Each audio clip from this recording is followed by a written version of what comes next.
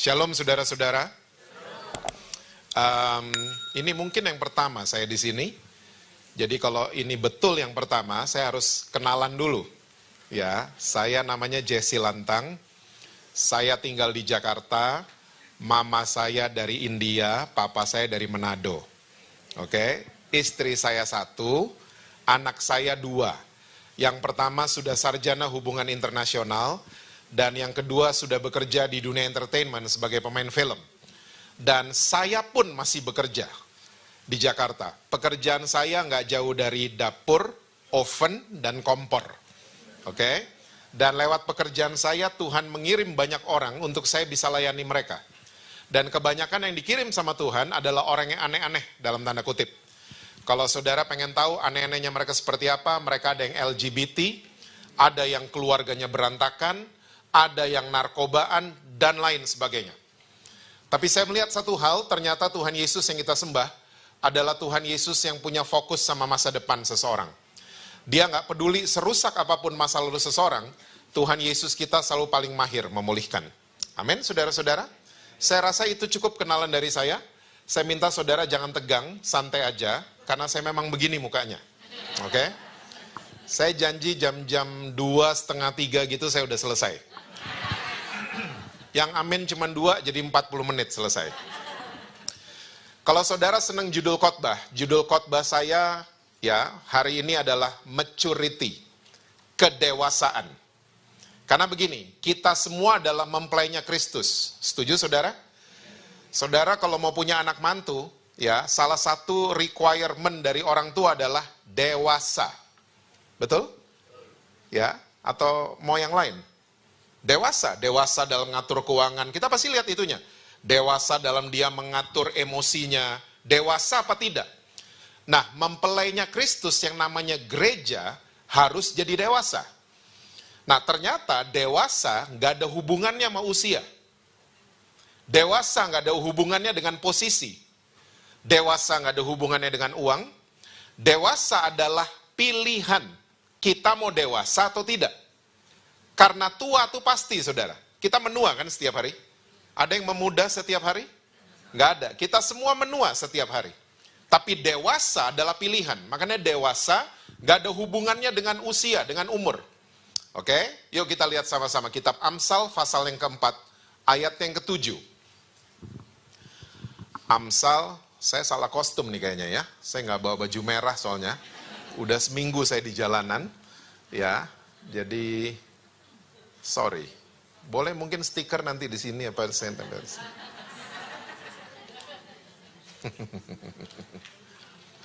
Oke, Amsal pasal yang keempat, ayat yang ke-7, Alkitab catat begini.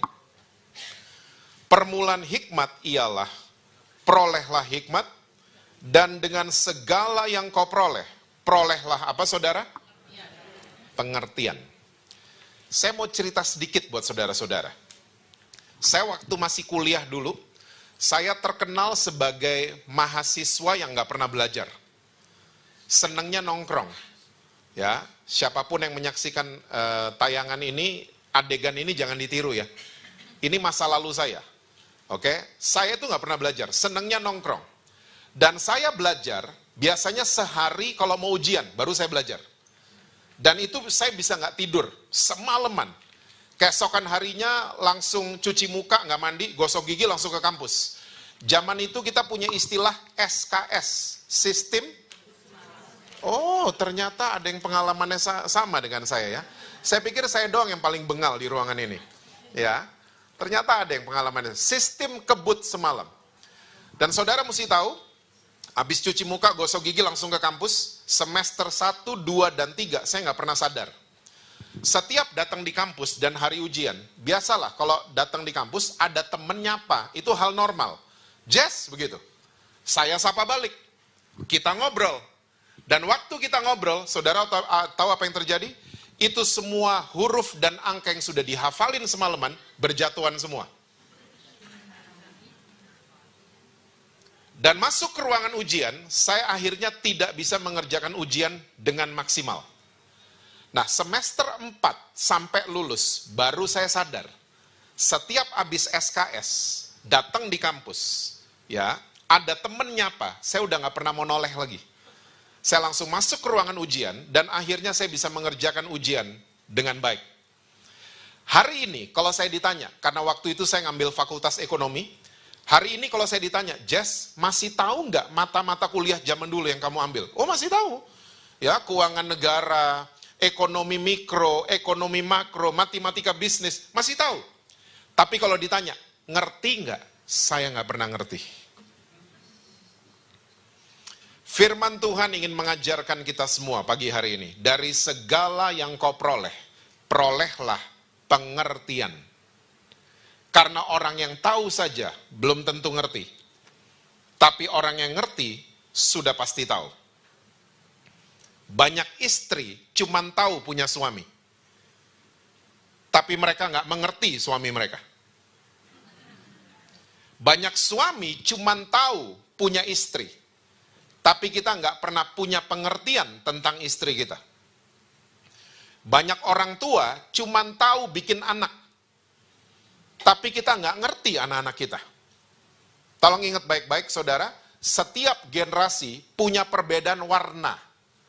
Musa pakai tongkat, Yosua pakai pedang. Beda generasi kan? Tapi dua-duanya cinta sama Tuhan.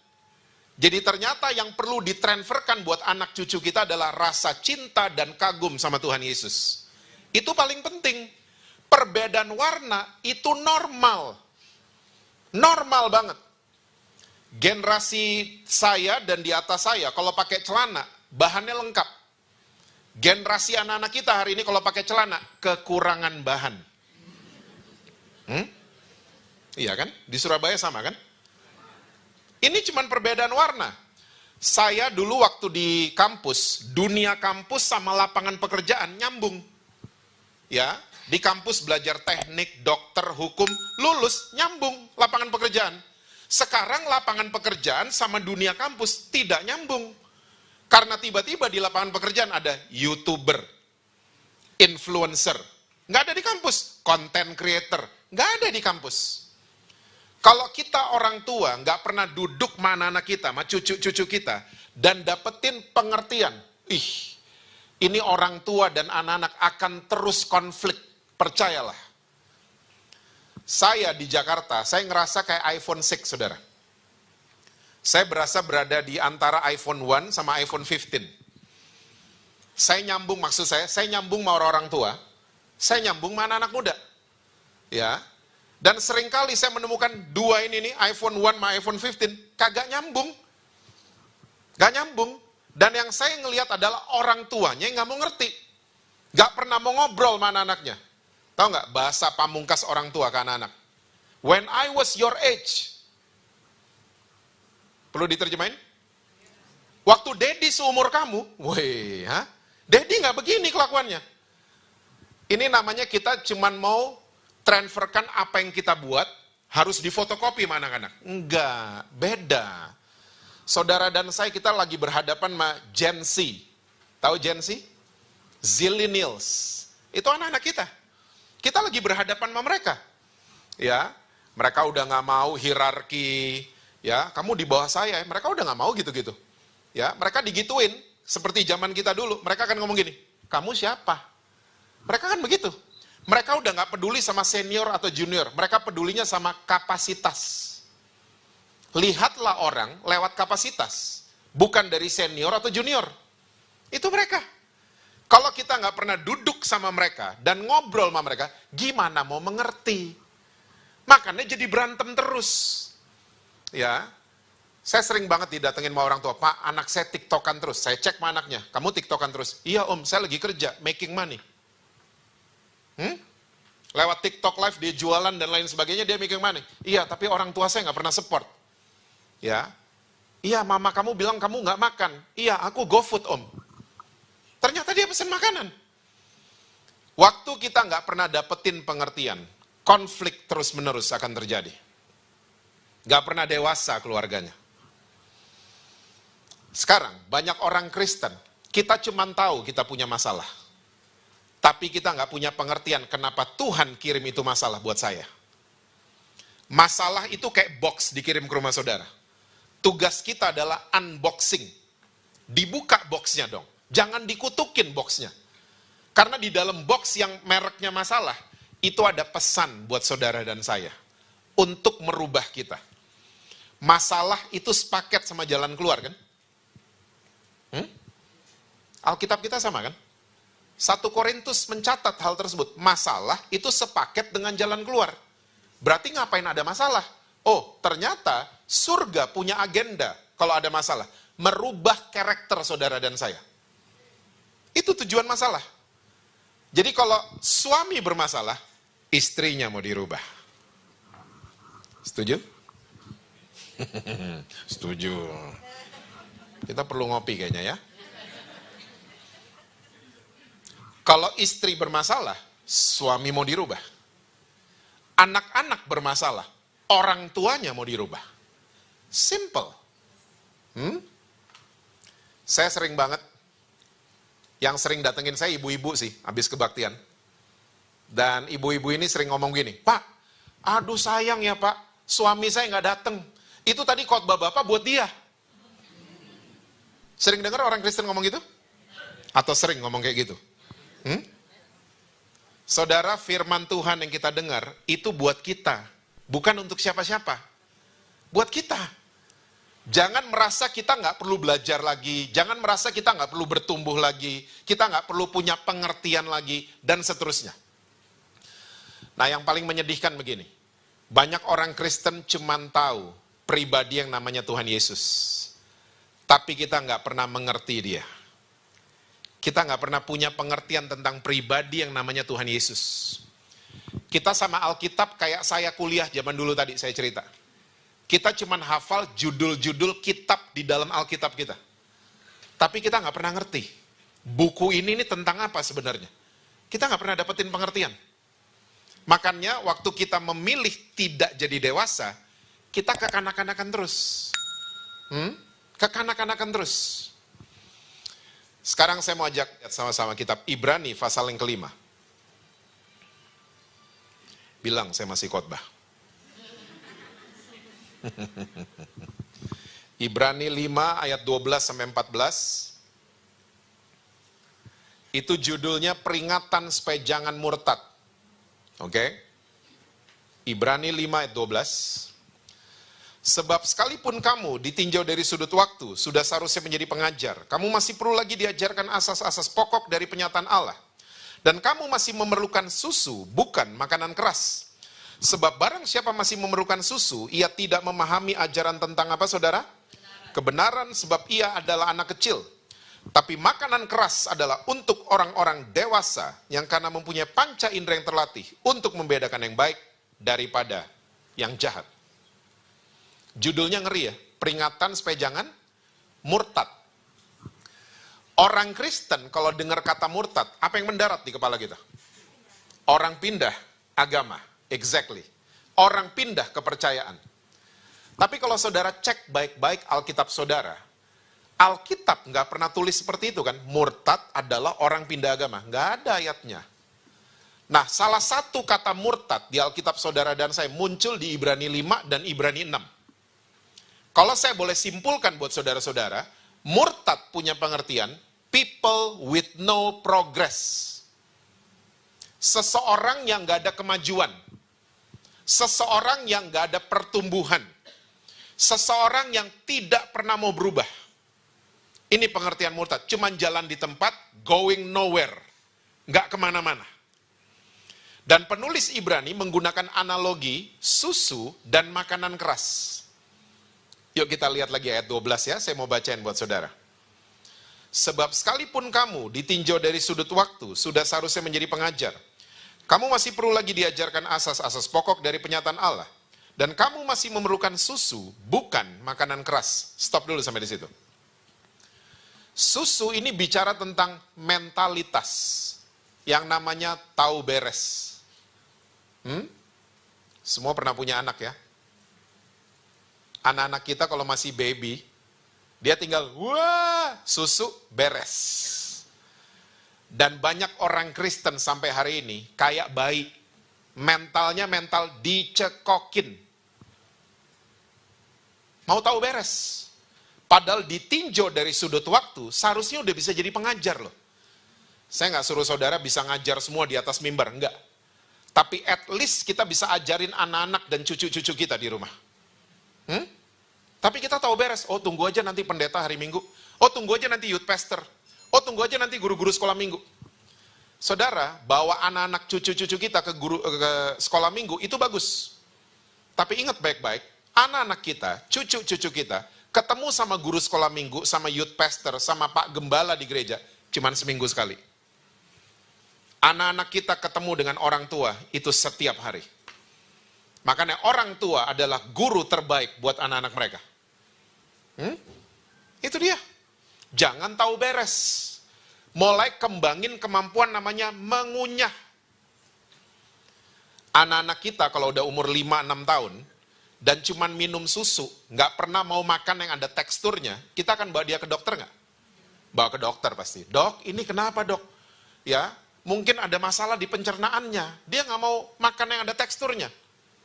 Nah, kalau di alam jasmani kita bisa segini peduli, seringkali di alam rohani kita nggak terlalu peduli. Kita nggak bertumbuh, kita biasa aja. Kita nggak berubah, kita biasa aja. Kita nggak ada kemajuan, kita biasa aja. Nah, saya mau ajak, yuk kembangin kemampuan namanya mengunyah. Saya mau cerita sedikit. Saya punya sahabat. Sahabat saya ini agak-agak ribet, saudara. Dia setengah Iran, setengah Bulgaria, gedenya di Prancis. Nah, ribet kan? Dan kita kalau ketemu 1 tahun sekali. Kita kalau ketemu di Bali, kita kalau ketemu.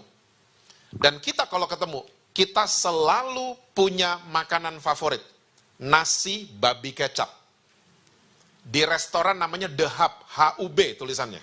Di daerah Sanur. Catat. Catat. Pesennya yang Balinese babi kecap ya, jangan yang Chinese babi kecap. Yang Balinese itu hub pertama, langit terbuka. Lebay gue nih. Nah, waktu pandemi, saya nggak bisa ketemu sama dia. Akhirnya waktu tahun 2022, ketemu lagi sama dia. Di Bali ketemunya. Kita peluk-pelukan, dia langsung tanya, itu soy pork, babi kecap masih ada nggak? Oh masih ada. Same place, same place. Yuk, langsung ke sana. Nasi babi kecap datang, saya makan, ya, saya gede di Indonesia, ini gede di Prancis. Saya makan, saya hitung nggak sampai 10 menit, itu udah habis nasi babi kecap saya. Waktu habis, saya noleh ke sahabat saya, dia baru 2 hap. Saya mulai tanya, what's wrong? Berubah rasanya. Oh, don't get me wrong, katanya. Jangan salah. Ini enak banget and taste the same, katanya. Rasanya sama.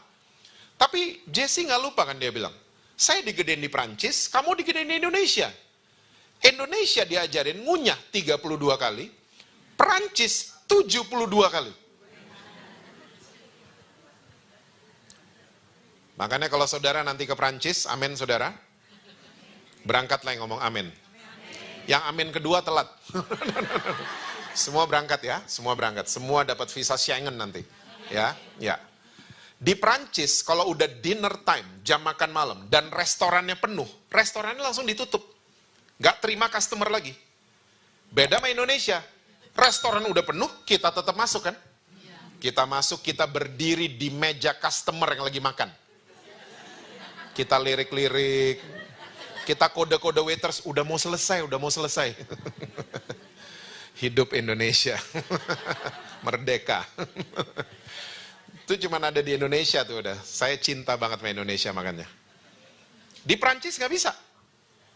Nah, dia menambahkan, Jess, kalau kita lagi ngunyah, itu enzim-enzim di dalam mulut kita akan bercampur dengan makanan. Dan waktu turun ke pencernaan, dia jadi gizi yang bagus. Kita di Indonesia diajarin berapa kali ngunyah? 32. Emang kita 32? Enggak, kita 5 sotelan. Apalagi kalau Indomie, kita udah gak kunyah kan? Seruput langsung masuk. Makanya perhatiin gak saudara, orang Indonesia kalau habis makan, kita gak kenyang. Kita begah. Kita kembung. Kita pakai tali sepatu keringet dingin tiba-tiba. Kenapa? Karena kita ada masalah dalam mengunyah. Nah, bahasa Alkitabnya mengunyah, namanya adalah merenungkan firman Tuhan. Kita nggak buat. Ya, tempat merenungkan firman Tuhan itu di otak kanan. Otak kiri, otak manusia tuh ada dua, kiri dan kanan. Otak kiri itu tempat kita tahu. Jadi kayak sekarang nih, orang Kristen waktu lagi dikhotbahin, masuknya di otak kiri. Hafalin ayat, masuknya di otak kiri. Otak kanan, gunanya untuk apa? Merenungkan firman Tuhan. Mesti direnungin. Kalau kita nggak renungin, iblis tahu. Iblis langsung masuk, dan dia kasih bahan perenungan yang lain. Yang tentunya bukan firman Tuhan. Makanya banyak kan orang Kristen, ya otak kirinya tahu banyak ayat, tapi otak kanannya overthinking. Banyak. Banyak orang Kristen tahu banyak ayat, dikhotbahin udah ribuan kali, tapi tetap khawatir, tetap kepahitan, tetap mau balas dendam. Karena apa? Kita nggak ngunyah. Kita cuma tahu beres. Cuma tahu dikhotbahin, that's it. Nggak mau kembangin kemampuan, saya mau merenungkan ini ayat. Coba mulai dong, satu ayat aja, direnungin. Direnungin baik-baik. Makanya Daud dia ngerti banget, dia buka kitab Mazmur, dia ngomong gini, renungkanlah firman Tuhan tiap hari Natal. Siang dan malam. Karena iblis mendakwa saudara dan saya sama waktunya, siang dan malam. Iblis kerja nggak seminggu sekali, dia lembur siang dan malam. Dia attacking saudara dan saya. Kalau isi kepala kita nggak di-guard sama firman Tuhan, kita gampang tergoda. Kita nggak pernah jadi dewasa. Renungkan firman Tuhan. Lanjut, ayat 13. Sebab barang siapa masih tahu beres, sebab barang siapa masih memerlukan susu, ia tidak memahami ajaran tentang apa saudara? Kebenaran. Sebab ia adalah anak kecil. Saya suka ditanya sama banyak orang Kristen, pastor, hukum Taurat masih perlu nggak sih? Saya jawabnya gini, perlu. Buat orang-orang yang baru terima Yesus. Baby Christians. Perlu diajarin do and don'ts, boleh dan nggak boleh. Perlu. Saya ngomong kayak gini, ada dasar firmannya, Roma 2, nanti saudara baca. Ya, Rasul Paulus mengatakan, ahli Taurat, mereka kayak pengajar-pengajar orang-orang yang belum dewasa. Rasul Paulus yang ngomong. Alkitab bahasa Inggris lebih ngeri terjemahannya. Teacher of babies. Pengajar bayi-bayi. Susu kan? Dan waktu saya renungin, benar juga. Teman-temannya anak-anak kita, kalau datang ke rumah, kita selalu ngomongnya do and don'ts kan? Apalagi kalau mereka masih kecil-kecil. Kita pasti ngomongnya sama anak-anak, itu selalu boleh dan gak boleh. Nah, hati-hati itu pisau tajam. Kita pasti begitu sama anak-anak. Nah, hati-hati itu panci bakso panas. Nah, hati-hati itu dispenser yang warna merah. Itu air panas. Hati-hati ya, nak. Anak-anak normal kan kayak gitu. Udah tua-tua begini. Datang ke rumah kolega saudara. Terus saudara digituin kira-kira gimana? Oma, hati-hati oma. Itu pisau tajam. Om, hati-hati ya om. Itu bakso panas. Kan nggak perlu digituin kita. Kita udah punya sense kalau itu bahaya. Ya, karena kita consider kita sudah dewasa. Nah, tolong ingat baik-baik saudara, semua agama termasuk hukum Taurat mengajarkan prinsip kebenaran yang sama. Semua agama termasuk hukum Taurat. You do good, you get good. You do bad, you get bad. Apa tuh bahasa Indonesianya? Kamu melakukan yang baik, kamu menerima kebaikan. Kamu melakukan yang jahat, kamu akan menerima kejahatan juga. Semua agama mengajarkan yang sama. Cuman Yesus yang datang ke dunia ini, dia bawa prinsip kebenaran yang berbeda. Kamu sudah melakukan kejahatan, pelanggaran, dan dosa, kamu tetap menerima kebaikan. Karena semua pelanggaran dan dosa kamu, saya sudah tanggung di atas kayu salib. Cuman Yesus yang ngomong gini. Nah, penulis Ibrani bilang, orang yang mentalnya tahu beres, ya, cuman maunya susu, nggak ngerti ginian, nggak ngerti karya salib. Makanya kata kebenaran di sini, bahasa Inggrisnya righteousness. Yang punya pengertian bukan boleh dan nggak boleh. Bukan benar dan salah. Righteousness punya pengertian teritori. Bahasa Yunaninya dekayu. Bahasa Inggrisnya jurisdiction, teritori. Kita yang tadinya di luar teritori kerajaan sorga. Karena kita menerima Yesus sebagai Tuhan dan Juru Selamat. Kita dipindahkan ke teritori kerajaan sorga. Ini dia, bukan soal boleh dan gak boleh. Dan inilah yang disebut dengan solid food, makanan keras. Yuk lanjut ayat 14. Tetapi makanan keras adalah untuk orang-orang,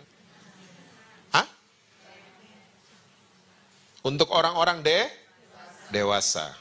Yang karena mempunyai apa saudara? Panca indera yang skillful, terlatih. Untuk membedakan yang baik daripada yang jahat. Ini dia orang dewasa kan? Gak perlu boleh dan gak boleh. Dia bisa bedain. Mana teman dari Tuhan, mana teman yang bukan dari Tuhan. Mana proyek dari Tuhan, mana proyek yang bukan dari Tuhan. Dia bisa bedain. Ini dia orang-orang dewasa. Saya tadi udah cerita ya sama saudara, saya di Jakarta punya usaha F&B, food and beverage. Buat saya, master chef itu bukan Juna, bukan Gordon. Buat saya. Tapi for me, master chef itu my mom, mama saya. Juna, Chef Juna, Arnold dan lain sebagainya itu, Gordon Ramsay, mereka suka marah-marah karena ada kamera, makanya marah-marah. Dapurnya mama saya nggak pernah ada kamera, tapi dia selalu marah-marah. So for me, my mom is a truly master chef. Ya, dia udah umur 81, masih beli-beli.com sendiri. Ya, tidurnya dari jam 9 sampai jam 6 pagi. Ya, pules tidurnya.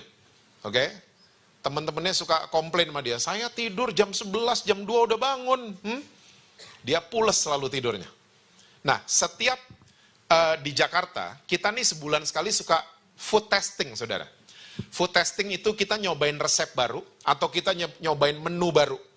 Ya, kita cobain. Nah, mama saya selalu ikut. Dia nyobain makanan, nggak satu piring, nggak. Cuman 1 sendok dia nyobain. Dan waktu dia kita semua noleh ke dia. Menunggu dia bersabda. Dan benar, waktu dia lagi ngunyah, dia mulai ngomong, "Ini daun jeruknya kurang." Sambil ngunyah, "Ini kemanginya ketinggian. Ini kunyitnya beli di situ kayaknya ya." Dia tahu loh beli di mana. Ya. Nah, panca inderanya mama saya, yang namanya lidahnya, sangat-sangat terlatih untuk membedakan setiap ingredients yang masuk ke mulutnya. Alam jasmani kan? Alam rohani kita seharusnya gitu orang dewasa. Gak semua yang datang ke kehidupan kita, semuanya berguna. Gak semua. Gak semua yang datang ke kehidupan kita, itu semua dari Tuhan. Enggak. Mesti bisa milah-milah, mana yang baik, mana yang jahat, mana yang dari Tuhan, mana yang bukan dari Tuhan. Ini dia orang-orang dewasa yang siap jadi mempelainya Kristus. Modelnya begini. Kayaknya banyak. Sekarang, 2 Petrus 3 ayatnya ke-18. Kayaknya jadi nih sampai jam 2. 2 Petrus 3 itu judul perikopnya hari-hari Tuhan ya saudara. Hari Tuhan, ayat 18. 2 Petrus 3, tetapi apa saudara? Bertumbuhlah. Tadi masih ingat murtad? Pengertian murtad, orang yang tidak bertumbuh ya. Orang yang tidak ada kemajuan, orang yang tidak mau pernah berubah. Oke? Nah, Petrus pesan buat kita semua. Sebelum datangnya hari Tuhan, kita semua jangan murtad, tapi bertumbuh dong. Grow. Dalam apa? Bukan dalam hukum Taurat kan? Ingat tadi hukum Taurat untuk anak-anak yang masih bayi. Ya, hukum Taurat. Tapi orang yang dewasa, dia bertumbuh dalam kasih karunia. Ini dia, bertumbuh dalam His righteousness. Prinsip kebenaran yang Yesus bawa. Dia bertumbuh ke arah sana. Terus apa?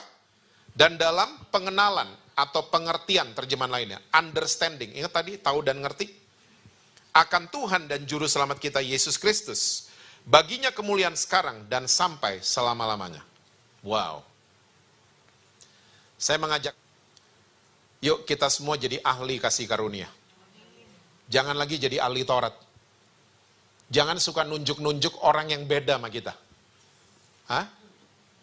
Kita seringkali karena rajin ke kebaktian, kita merasa beda sama orang lain. Saya ada sayapnya, dia enggak kayaknya.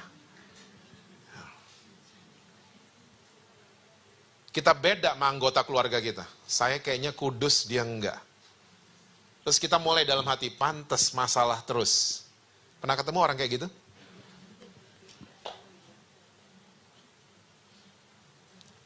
Orang-orang di luar sana, mereka nggak bisa lihat Tuhan Yesus. Tapi Tuhan Yesus pengen banget di Yohanes 15. Tuhan Yesus pengen banget orang-orang di luar sana, keluarga saudara, lihat dia lewat saudara dan saya.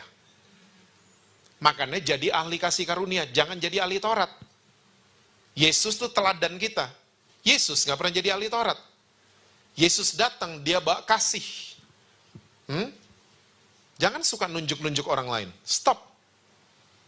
Kalau anak-anak saudara, cucu saudara, belum mau diajak ke gereja, nggak usah ajak ke gereja. Nggak usah. Hah? Ajak makan, di Laris. Nggak tahu Laris ya? Tahu ya? Yang babi-babi itu.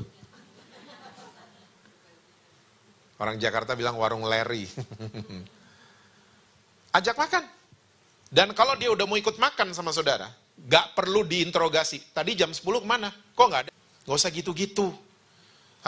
Ngobrol sama keluarga, sayapnya gak usah dikeluarin. Mendarat dikit. Dan ngobrol sama keluarga saudara, pakai bahasa Indonesia. Jangan pakai bahasa roh. Kamu ya, syikitaralabada, jangan begitu-gitu. Kabur anak-anak saudara. Kalau anak saudara udah mau ikut makan sama saudara, dia senang olahraga, ngomong olahraga dong sama dia. Keren ya, kemarin tim basketnya USA dapat gold. Keren ya, ceweknya juga dapat gold. Ngomong gitu dong. Dia senang musik, ngomongin musik. Sayangnya, itu Aerosmith gak bisa tour lagi, karena Steven Tyler udah gak boleh nyanyi sama dokter. Oh gak tahu ya gini-ginian ya. Saudara Hillsong banget kayaknya mukanya, hah? Ngomong dong, yang relate sama mereka, yang nyambung sama mereka. Ngomong. Mereka seneng film, coba janjian nonton Deadpool sama Wolverine bareng-bareng. Kalau dia seneng film. Saya percaya saudara, waktu kita mulai relate sama keluarga kita, saya percaya janji firman Tuhan itu akan digenapi. Satu orang selamat, seisi rumah saudara, Tuhan akan selamatkan. Jangan pernah menghakimi seseorang dari satu musim yang sedang dia lewatin. Please don't. Jangan. Ya, kita semua tahu Saulus musim sebelumnya pembunuh loh. Musim berikutnya jadi Rasul Paulus tiba-tiba. Kita nggak pernah tahu. Ya, anak-anak kita jangan di frame, jangan dihakimin cuman karena satu musim. Karena dia satu musim bandel terus sampai selamanya. Enggak. Perkatakan nubuat buat anak cucu kita. Dia akan jadi anak yang luar biasa. Dia akan jadi berguna buat generasinya. Gitu dong. Saudara tahu, Yesus selalu ada di setiap musim kehidupan kita. Makanya jadilah kayak Yesus. Ya, ada buat orang yang memerlukan di setiap musim kehidupan mereka. Jangan deketin orang kalau lagi musim bunga doang. Yesus selalu ada di musim gugur kita. Oh, musim gugur biasanya orang-orang pergi kan dari kita. Ya, tapi Yesus selalu ada. Dia ada di musim dingin kita. Dia ada di musim kemarau kita. Dia selalu ada. Dia selalu menemani kita. Itu Tuhan Yesus.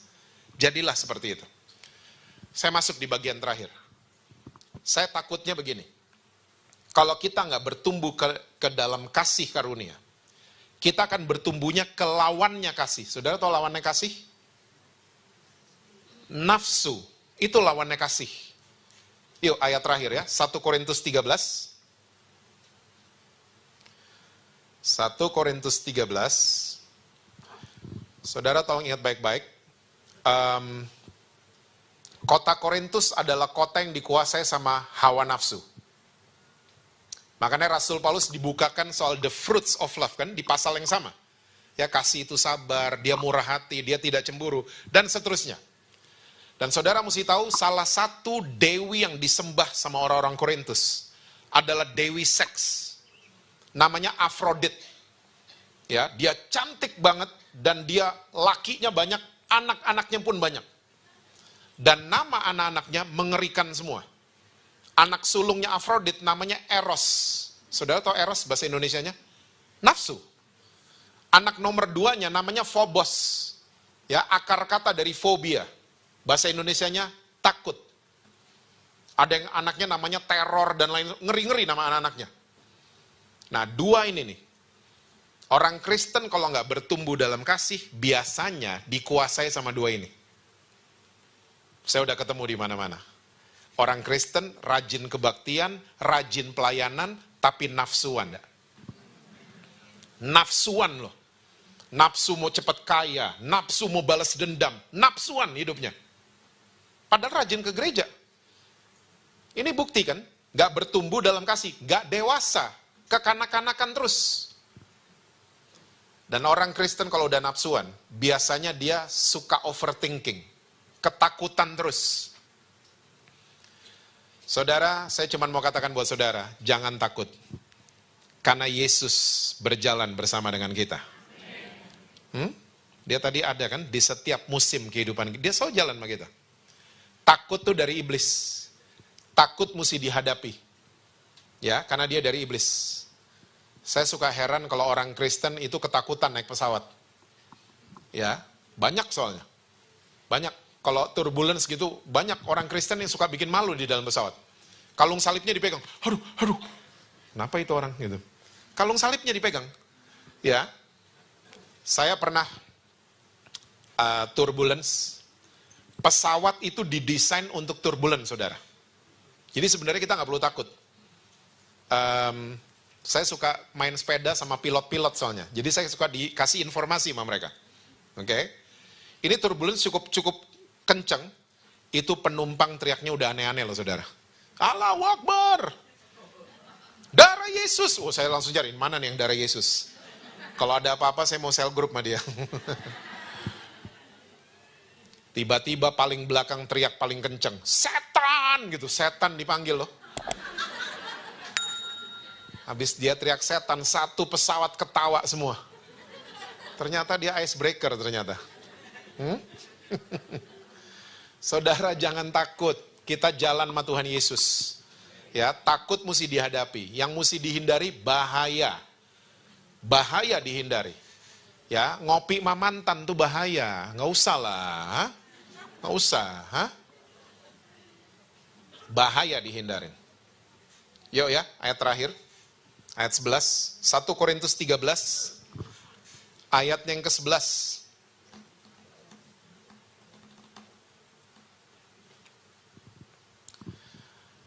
Ketika aku kanak-kanak, aku berkata-kata seperti kanak-kanak, aku merasa seperti kanak-kanak, aku berpikir seperti kanak-kanak. Sekarang sesudah aku menjadi apa saudara? Dewasa. Aku meninggalkan sifat kanak-kanak itu. Kata meninggalkan kurang pas ya di sini. Alkitab bahasa Indonesia. Karena kalau ditinggalin doang bisa balik. Ya, ini bahasa Yunaninya katargeo. Bahasa Inggrisnya destroy. Jadi orang yang memilih menjadi dewasa, dia menghancurkan sifat kanak-kanak.